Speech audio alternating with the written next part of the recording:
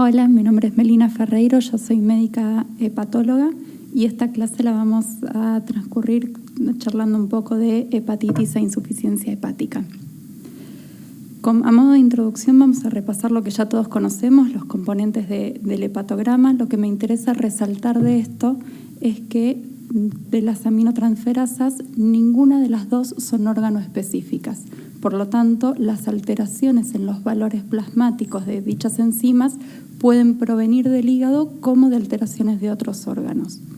Otra cosa importante a resaltar de esto es que los valores plasmáticos pueden aumentar por lisis de los hepatocitos o por injuria de los hepatocitos, mientras que la fosfatasa alcalina, que tampoco es órgano específica, aumentan los valores plasmáticos por obstrucción de la vía biliar que generan un aumento en la síntesis a nivel de los colangiocitos.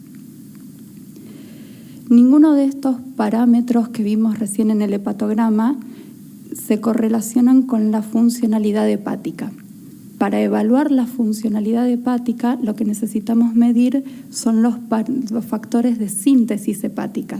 Entre estos tenemos, por ejemplo, la albúmina, que por su vida media larga es un parámetro útil en hepatopatías crónicas, que si bien es de síntesis hepática, puede también estar influenciado por patologías extrahepáticas, como enteropatías perdedoras de proteínas, síndromes nefróticos, desnutrición, procesos inflamatorios crónicos, pero en hepatopatías crónicas es un buen parámetro de síntesis hepática. La colinesterasa no está tan disponible, no se usa tanto, pero el otro pilar que tenemos para evaluar la funcionalidad hepática son los factores de la coagulación. Todos los factores de la coagulación se sintetizan a nivel hepático, excepto el factor 8, que se sintetiza principalmente a nivel endotelial, y tienen una vida media corta. Esto nos permite tener variaciones del día a día y poder evaluar en hepatopatías agudas rápidas variaciones en la funcionalidad hepática. Cuando tenemos alteraciones del hepatograma, tenemos dos patrones predominantes, el patrón hepatocelular y el patrón colestásico. Como verán, en ambos pueden estar elevadas las aminotransferasas, elevadas la fosfatasa alcalina y las bilirrubinas pueden estar normales o alteradas. Lo que importa es el patrón predominante de la alteración.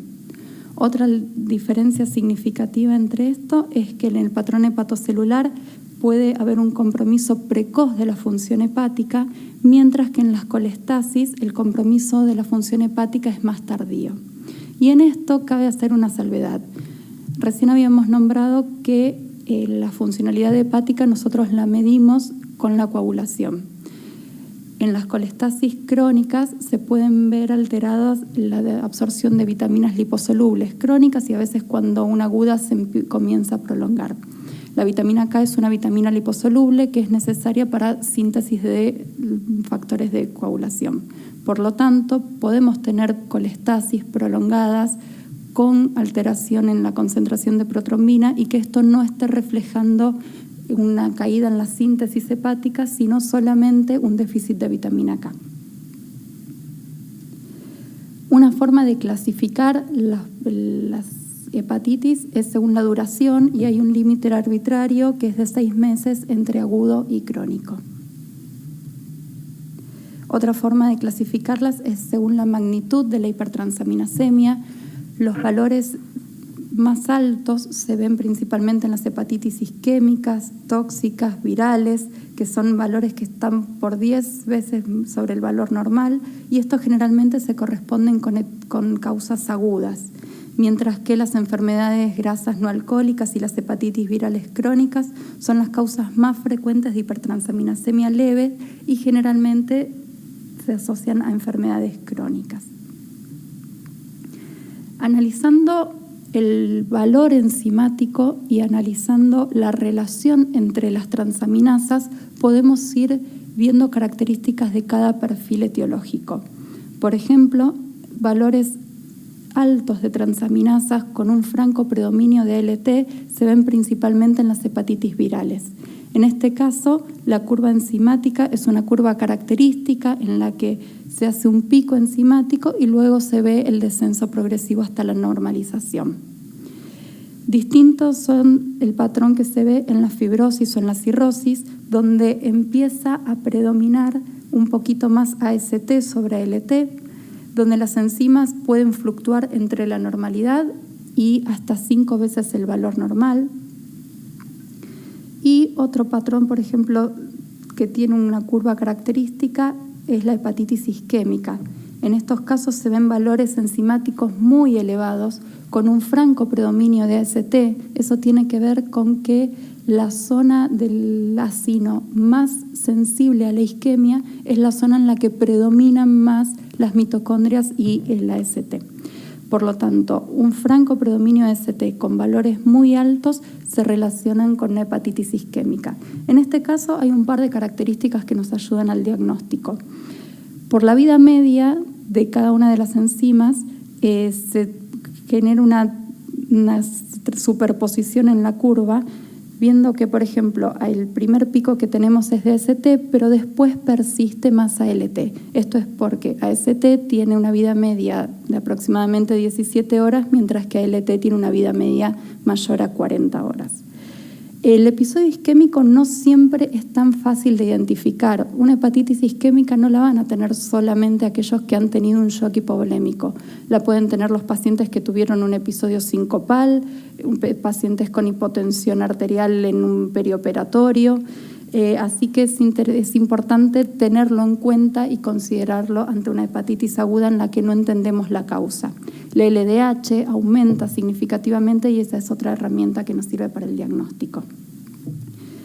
Otro patrón distinto se ve en las hepatitis alcohólicas, en las que el franco predominio de AST se debe a la inducción de las mitocondrias, a la inducción celular que genera el alcohol y al déficit de piridoxal 5-fosfato asociado al consumo crónico de alcohol.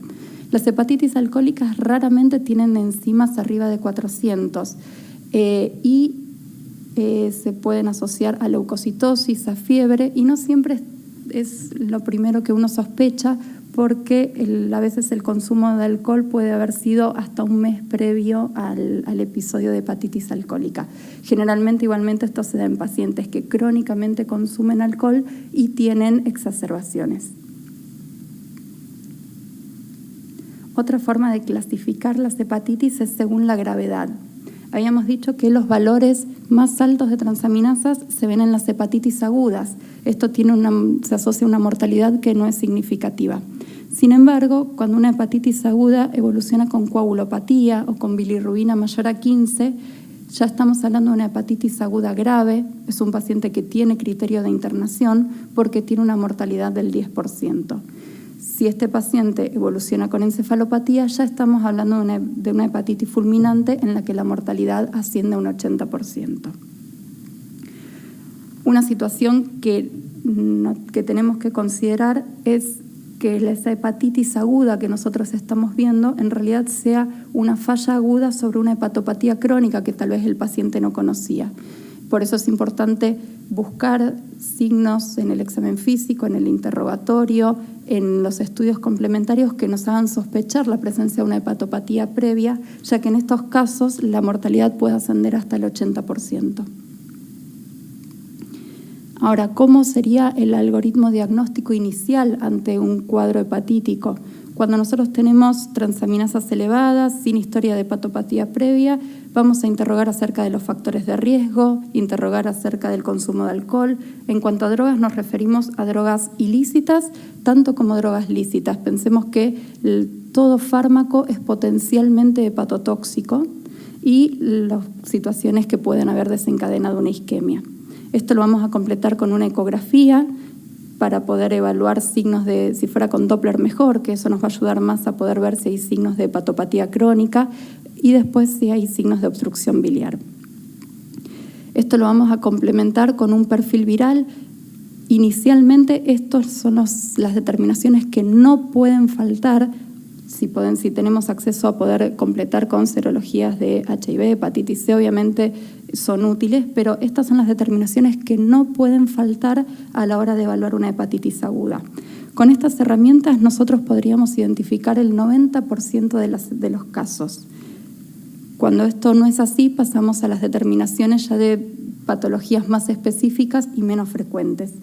Ahora, en todos estos casos no podemos olvidarnos de evaluar los criterios de severidad. Ningún paciente que nosotros estemos viendo por una hepatitis aguda podemos darlo de alta de la guardia sin haber evaluado cómo está su bilirrubina y cómo está su coagulación. Si tiene bilirrubina mayor a 15 o tiene alterada la coagulación, es una hepatitis grave y tiene criterios de internación. Yendo a las colestasis, pueden ser intrahepáticas o extrahepáticas de acuerdo a dónde está el trastorno si está en la formación o en la secreción de bilis, y la ecografía es el estudio inicial que nos permite abordar el diagnóstico. Nuevamente, como en las hipertransaminasemias, las alteraciones leves se asocian más que nada a causas crónicas y toxicidades por drogas, mientras que el aumento significativo de fosfatasa se asocia más a tumores hepáticos avanzados, patologías infiltrativas hepáticas y obstrucción biliar. En este caso, vamos a aclarar, porque es una causa común de confusión, muchas veces luego del impacto del cálculo o de la obstrucción biliar, hay un aumento previo de enzimas hepáticas, de transaminasas, con un perfil más hepatítico, mientras que la fosfatasa y la bilirrubina recién comienzan a verse más aumentadas y a predominar a partir de las 72 horas. Por eso es que por más que tenga las características de una hepatitis inicialmente, la ecografía abdominal siempre es una herramienta útil. Yendo a la insuficiencia hepática, habíamos visto en las diapositivas previas que consideramos una hepatitis grave con coagulopatías y bilirrubina mayor a 15, y que si a eso agregamos encefalopatía, estamos hablando de una hepatitis fulminante. Habíamos visto la curva tradicional de una hepatitis viral aguda que tiene un curso autolimitado, y podemos ver que en realidad la curva enzimática se parece mucho a la de las hepatitis fulminantes, porque las hepatitis en su curso comienzan con un periodo que se llama de agotamiento enzimático. Recordemos que las enzimas aumentan tanto por la injuria hepatocelular como por la destrucción de hepatocitos. Cuando pasó la etapa de necrosis masiva, los valores de transaminasas bajan. Sin embargo, lo que nos está hablando de un curso fulminante es la persistencia de ictericia, que se agregue encefalopatía y que la coagulación siga deteriorándose. Cuando hablamos de coagulopatía nos referimos a una concentración de protrombina menor al 50%, o un RIM mayor a 1.5, o un factor 5 menor al 50%. No siempre por guardia podemos tener una determinación rápida del factor 5, pero sí de la concentración de protrombina. Hay diagnósticos diferenciales para considerar. Habíamos mencionado que todos los factores de coagulación son de síntesis hepática, excepto el factor 8. Por lo tanto, si tenemos posibilidad de determinar el factor 5 y el factor 8 en paralelo, nos pueden dar pautas para un diagnóstico diferencial. Por ejemplo, si tenemos un déficit de vitamina K, el factor 5 y el factor 8 van a estar normales, porque ninguno de los dos depende de vitamina K, y lo que se puede hacer es una prueba de vitamina K administrando una ampolla de 10 miligramos de vitamina K, y se espera que la concentración de protrombina aumente un 30% a las 24 horas.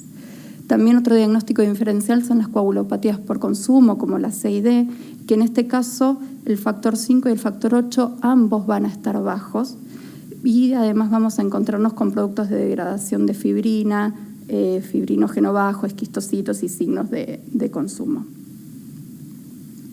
En cuanto a los criterios diagnósticos de la Asociación Americana de Hepatología para la falla hepática fulminante, se la considera como una enfermedad hepática aguda que ocurre dentro de las 26 semanas de iniciada la ictericia sin enfermedad hepática conocida, asociada al deterioro de la síntesis hepática y a encefalopatía.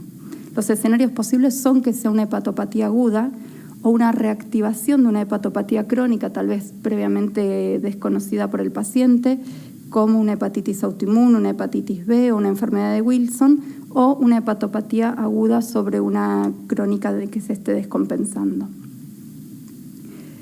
Dentro de la clasificación de la falla hepática fulminante, se la puede clasificar también según el lapso de tiempo entre la ictericia y la encefalopatía.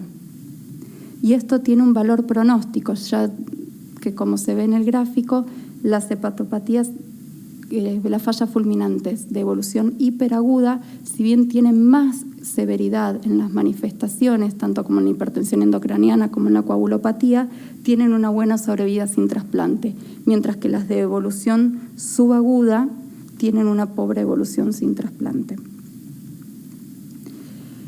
Cuando estamos cursando una falla hepática fulminante se generan alteraciones circulatorias sistémicas asociadas a esa falla. A nivel hepático, estrictamente hay una vasoconstricción perisinusoidal que nos va a determinar una hipertensión portal, por lo tanto hay riesgo de aparición de varices esofágicas, de sangrado varicial. También va a haber una vasodilatación y circulación hiperdinámica, por lo tanto son pacientes que generalmente requieren inotrópicos porque se asocian a hipotensión arterial y tienen una hipovolemia relativa. La vasodilatación también a nivel del sistema nervioso central nos va a condicionar una hipertensión endocraniana, la vasoconstricción renal, el riesgo de un síndrome hepatorrenal, y la vasoconstricción a nivel pulmonar con la apertura de Junts nos puede desencadenar un síndrome hepatopulmonar. Como vemos, el impacto de la insuficiencia hepatocelular se manifiesta a través de en todos los órganos del organismo, en todo el organismo, y nos puede llevar a una falla multiorgánica. Como criterios pronósticos hay distintas clasificaciones, todas tienen utilidad, usadas principalmente en combinación, y estos son criterios que se evalúan para considerar la necesidad de trasplante. En cuanto al tratamiento, existen tratamientos específicos para algunas de las etiologías: acetilcisteína para las intoxicaciones con paracetamol, aciclovir en caso de herpes. Después tenemos otras herramientas que son para el manejo de las complicaciones, como el edema cerebral, la sepsis, la insuficiencia renal, la hipotensión. En casos seleccionados se puede utilizar un soporte hepático artificial como puente hasta el trasplante. Algo importante cuando estamos frente a uno de estos pacientes es no subestimar la insuficiencia hepática incipiente. Habíamos dicho que una hepatitis con coagulopatía o hiperbilirrubinemia mayor a 15 debe estar internado. Ahora, es importante reconocer precozmente un paciente que no está evolucionando bien y que potencialmente puede evolucionar a una forma fulminante. ¿Qué es lo primero que tenemos que hacer siempre? Evaluar todas las drogas que venía recibiendo, que recibe, y suspender. Todas las drogas son potencialmente hepatotóxicas, por lo tanto, el paciente debe recibir la menor cantidad de drogas posibles. Si tenemos una aproximación etiológica y podemos hacer un tratamiento específico, es lo ideal. Pero ante estas situaciones es imprescindible el rápido contacto con un centro especializado. Los tratamientos específicos que podemos incluir son mucho más efectivos y los podemos iniciar antes de que aparezca la encefalopatía. ¿Cuándo contactar a un centro de trasplante? Cuando estamos viendo una hepatitis aguda que está evolucionando con coagulopatía o presencia de encefalopatía o cualquiera de las complicaciones sistémicas reflejo de la insuficiencia hepatocelular. Es clave en este caso evitar demoras innecesarias y no esperar a tener el diagnóstico etiológico. ¿Qué hacemos mientras tanto? Avanzar con el diagnóstico etiológico si tenemos herramientas para hacerlo, pero qué es más importante es qué no hacer. Evitar sedantes, analgésicos, antitérmicos, Reliberan, que puede inducir la encefalopatía, evitar cualquier fármaco que no sea estrictamente necesario para el paciente. No es necesario corregir la coagulopatía, hay que ser limitados en la expansión de volumen considerando la vasodilatación que tienen los pacientes, y hay que evitar los procedimientos invasivos por el riesgo tanto de complicaciones hemorrágicas como de infecciones. Dentro de las indicaciones de trasplante hepático hay 4 grandes grupos de pacientes que se trasplantan. Uno de ellos son los que tienen falla hepática fulminante y cuando entran en lista de espera entran en categoría de emergencia. Son los pacientes que tienen la máxima prioridad para el trasplante. Los datos, por ejemplo, de Incucay ya son un poquito viejos estos datos, pero, por ejemplo, vemos que la falla hepática fulminante es aproximadamente el 11% de los pacientes que se trasplantan. Y viendo esta publicación de la Fundación Favaloro, vemos que las etiologías principales a la hora del trasplante hepático por falla hepática fulminante siguen siendo en casi la mitad de los casos indeterminadas. Como conclusiones, recordar que los valores enzimáticos no evalúan la funcionalidad hepática. Los valores enzimáticos no evalúan la gravedad de la hepatitis. Para eso necesitamos evaluar cómo está la coagulación del paciente. Tenemos que reconocer los factores de alarma de hepatopatía descompensada y de deterioro de la función hepática, como presencia de ascitis, coagulopatía, bilirrubina mayor a 15 o encefalopatía. Por otro lado, saber que la falla hepática fulminante tiene una evolución impredecible y requiere un rápido reconocimiento, evaluación y eventual tratamiento específico.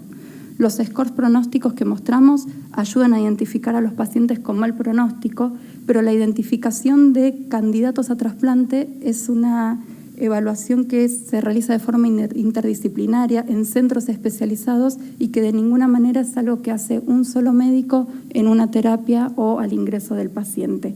La clave del éxito del trasplante es la derivación precoz y siempre es preferible haber derivado un paciente que finalmente no requirió un trasplante y no haberle negado la posibilidad de un trasplante que tal vez era lo único que iba a salvar la vida de ese paciente.